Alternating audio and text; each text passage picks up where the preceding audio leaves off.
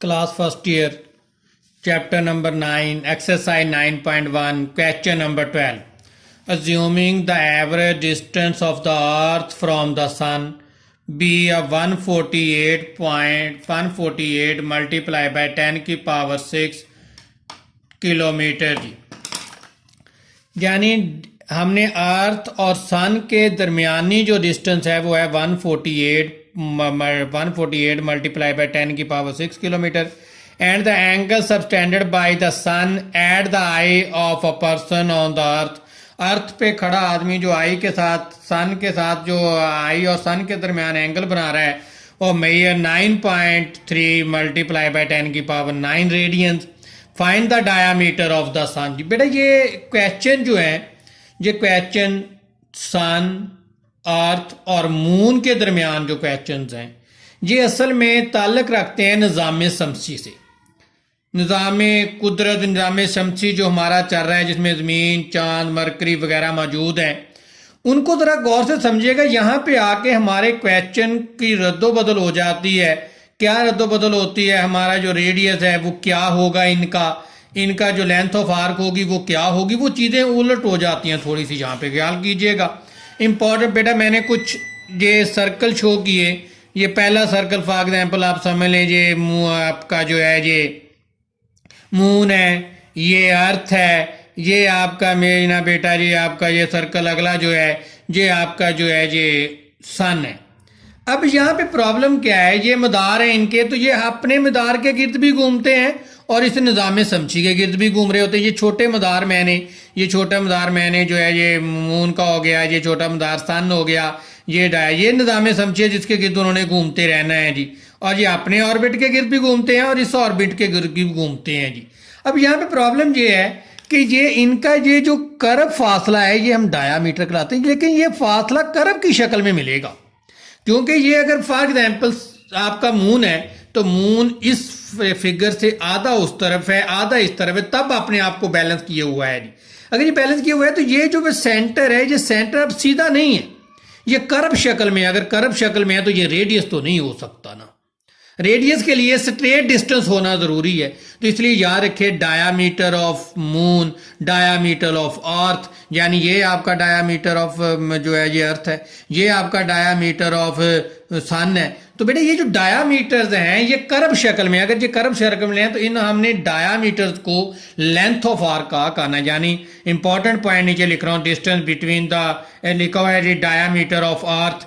दूसरा point diameter of earth moon और sun, यानी डायामीटर ऑफ अर्थ हो, डायामीटर ऑफ सन हो, डायामीटर ऑफ मून हो, हम उसे लेंथ ऑफ आर्क कहेंगे।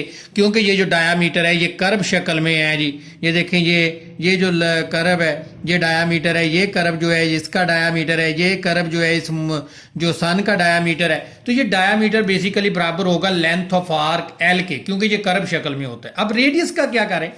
रेडियस बेसिकली आपका मून अर्थ और सन के बिटवीन जो डिस्टेंस होगा ये यहां से लेकर यहां तक का डिस्टेंस ये बेटा स्ट्रेट होगा। देखें जरा, ये और ये डिस्टेंस स्ट्रेट है, ये बिल्कुल डिस्टेंस स्ट्रेट है। अगर ये डिस्टेंस स्ट्रेट है तो हम स्ट्रेट इसका और इसके दरमियान स्ट्रेट डिस्टेंस है, इस स्ट्रेट डिस्टेंस को रेडियस कहना है। यानी distance between moon and earth, distance between earth and sun, distance between moon and sun आ जाए इज कॉल्ड एन रेडियस। हमारा ये रेडियस, क्योंकि ये स्ट्रेट डिस्टेंस है हमारे पास।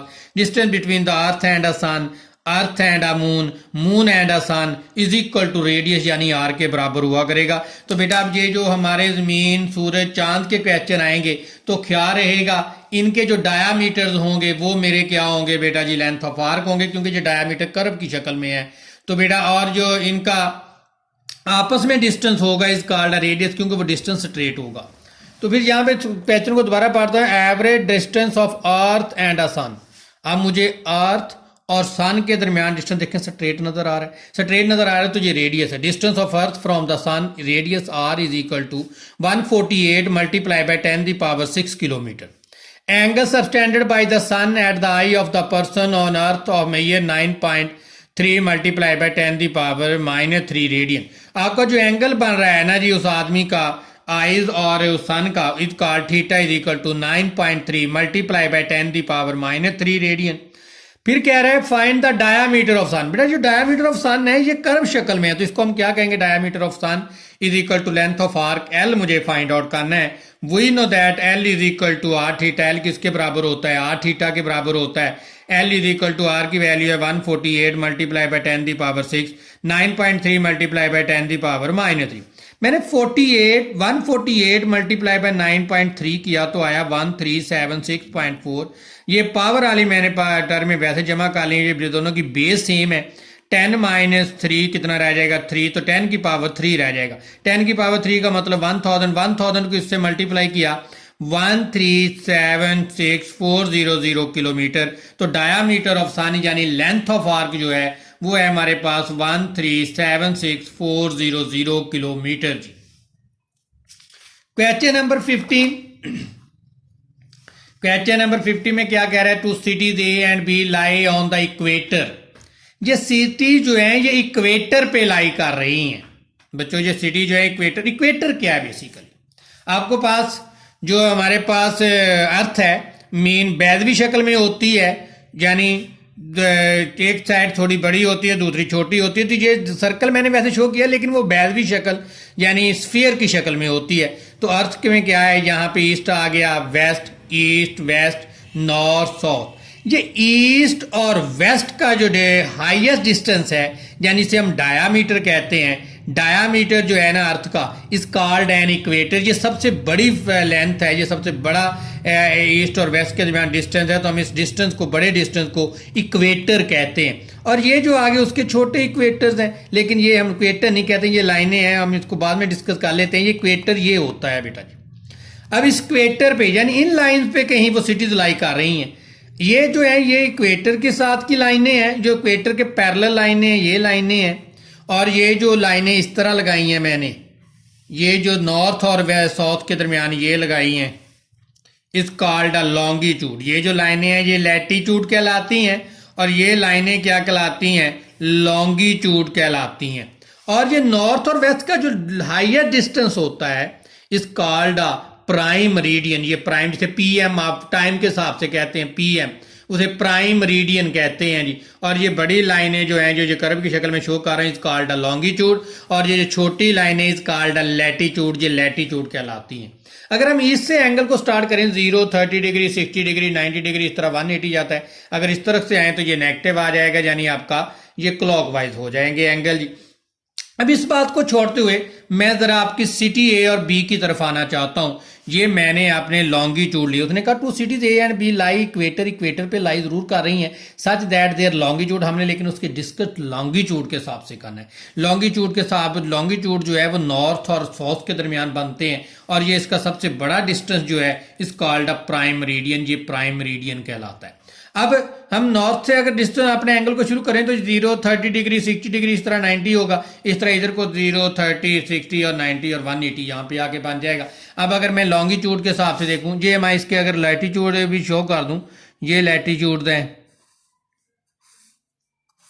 इन लैटिट्यूड्स पे कहीं सिटी शो हो रही है। ये सिटी ए है, सिटी आपकी ए जो 20 डिग्री पर, यानी इधर से इधर को है 20 डिग्री है ईस्ट की तरफ, ये ईस्ट है हमारा, ईस्ट की तरफ उसका एंगल 20 डिग्री है, ईस्ट की तरफ उसका एंगल 45 डिग्री है। सॉरी यहाँ पे एंगल जो है ये 45 डिग्री है ईस्ट की तरफ।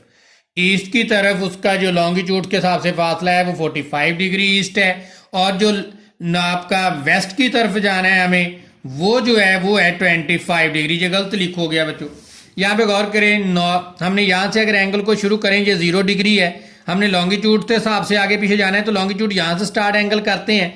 इसके ईस्ट की तरफ 45 डिग्री का एंगल है और आपका जो है वेस्ट की तरफ वो 25 डिग्री का एंगल है। टोटल एंगल इनका हो जाता है इन दोनों के बिटवीन 70 डिग्री, यानी दोनों सिटी ए और बी के दरमियानी डिस्टेंस मेरे पास जो एंगल है वो 70 डिग्री का होगा। यानी अब क्वेश्चन की तरफ आते हैं। ये तो हमारा समझना था लॉन्गिट्यूड क्या है, इक्वेटर क्या है, और हमने इन एंगल्स को मेजर किस तरह करना है जी। अब क्या कीजिए, हमारे दो सिटीज के दरमियान एंगल, टोटल एंगल कितना हो जाएगा, total angle between cities A and A और बी के दरमियान टोटल डिस्टेंस, ये तो हमारा लॉन्गिट्यूड के हिसाब से ईस्ट की तरफ 45 था और वेस्ट की तरफ 25 था, तो हमने टोटल डिस्टेंस इनके दरमियान जो है वो आ जाएगा जी हमारे पास 45 degree plus 25 degree is equal to 70 degree जी। इन दोनों के दरमियानी एंगल जो है वो 70 डिग्री का होगा, तो थीटा को रेडियन में कन्वर्ट करें 70 डिग्री इंटू पाई ओवर 180 जी। ये आ जाएगा 70 मल्टीप्लाई बाय 3.1415 ओवर 180 जी। अब दोनों को ऊपर मल्टीप्लाई करते हुए 180 पे डिवाइड कर दीजिए। 70 मल्टीप्लाई बाय 3.1415 डिविजिबल बाय 180 जी, तो ये आ जाता है 1.22। Theta is equal to 1.22 radian जी। आगे क्या कह रहा है जी, फिर कह रहा है जी find the distance between two cities, दो सिटीज के दरमियान। देखें जी जो दो सिटीज के दरमियान डिस्टेंस है ये किस तरह का है, कर्व शक्ल का है। इन दोनों सिटीज के दरमियान ये जो डिस्टेंस है ये कर्व शक्ल में है, तो हमें ये फाइंड, इसका मतलब length of arc find out करनी है हमें। लेंथ ऑफ आर्क जी, length of arc L find out करना है मुझे। Taking a radius of earth, radius of earth क्या दिया गया है जी, radius of earth R is equal to 6400 kilometre जी।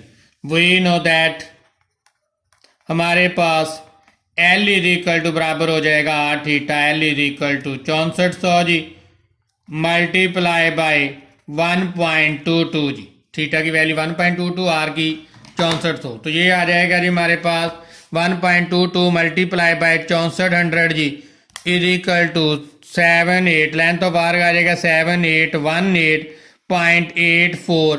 क्या है जी, ये हमारा डिस्टेंस किस किलोमीटर में था, तो लेंथ ऑफ आर्क की किलोमीटर में होगी जी।